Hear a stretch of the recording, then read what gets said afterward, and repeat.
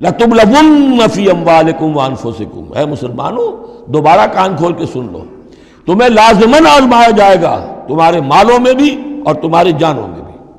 وَنَقْصٍ مِّنَ الْأَمْوَالِ وَالْأَنفُسِ وَالثَّمَرَاتِ، یہ آنا ہے، کان کھول کر سن لو۔ یہ پھولوں کی سیج نہیں ہے، یہ کانٹوں بھرا بستر ہے۔ جنت لینی ہے تو یہ نہیں ٹھنڈے ٹھنڈے اور بغیر تکلیفیں اٹھائے تمہیں جنت مل جائے گی۔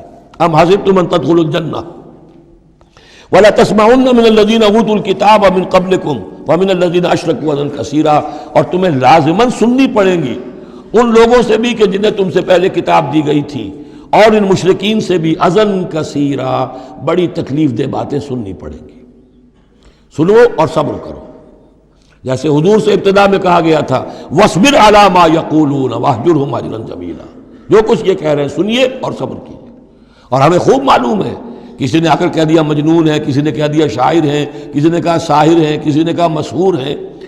وَلَقَدْ نَعْلَمُ أَنَّكَ يَضِيقُ صَدْرُكَ بِمَا يَقُولُونَ، اے نبی ہمیں خوب معلوم ہے کہ جو کچھ یہ کہہ رہے ہیں، جو کچھ آپ کو سننا پڑ رہا ہے ان کی زبانوں سے، اس سے آپ کا سینہ بھیجتا ہے، آپ کو تکلیف پہنچتی ہے، لیکن صبر کیجیے۔